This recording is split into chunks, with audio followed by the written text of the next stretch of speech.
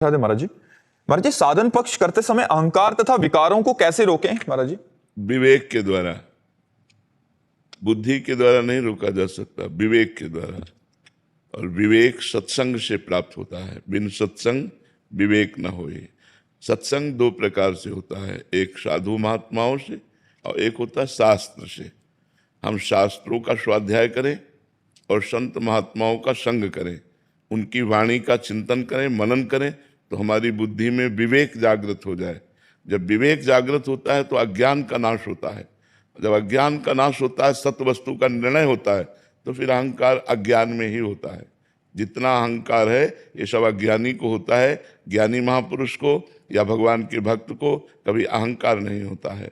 और अहंकार में ही सारे दोष विराजमान हैं। जो काम क्रोध लोभ मोह मद मत्सर हैं, ये अंतःकरण के अहंकार में विराजमान। अंतःकरण चतुष्टय चार है, बुद्धि मन चित्त अहंकार। तो जो अंतःकरण चतुष्टय में अहंकार है, उसी में काम क्रोध लोभ मोह मद मत्सर विराजमान है। अहंकार अज्ञान की दशा में होता है और व्यर्थ का अहंकार होता है। गुरुजी, मैं अपने अंदर आत्मा का अनुभव करना चाहता हूं, कैसे करूं? आप ही आत्मा हैं। अपने अंदर आत्मा का अनुभव मैं करना चाहता हूं तो आत्मा दूसरी हो गई, आप दूसरे हो गए। आप ही आत्मा हैं। अभी आप शरीर को लेकर बात कर रहे हैं कि मैं शरीरधारी अपनी आत्मा का अनुभव करना चाहता हूं, तो अज्ञान की दशा में तो ठीक ही है। अब साधना करनी पड़ेगी। बिना साधना के आत्म तत्व का अनुभव थोड़ी होता है। पहले सत असत का विवेक, फिर लोक परलोक के भोगों से वैराग्य, फिर अपनी इंद्रियों का दमन, मन का दमन, शास्त्र और गुरु के वाक्यों पर श्रद्धा और हर कष्ट सहने की क्षमता। जब तक तितिक्षा नहीं होगी तब तक ज्ञान नहीं होता है।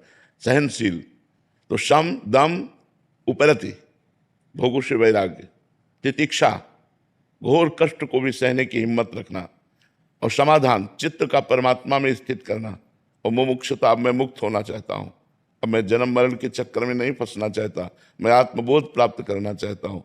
तो ये साधन चतुष्टय की जागृति हो और बड़े ज्ञानी महापुरुष जो हैं, जो गुरुजन हैं, उनका संग हो और वेदांत शास्त्रों का स्वाध्याय हो।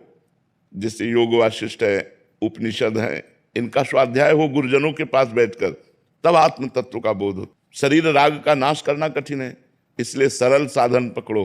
भगवान का नाम जप करो, पवित्र भोजन पाओ, गंदे आचरणों से बचो, सत्संग सुनो और शास्त्र स्वाध्याय करो। जब समय मिले तो चाहे एक दो पेज ही पढ़ो, सदग्रंथों को पढ़ो और मनन करो, तो उससे बुद्धि शुद्ध होगी। तब आप आत्मस्वरूप का बोध प्राप्त कर पाएंगे, वो कृपा से।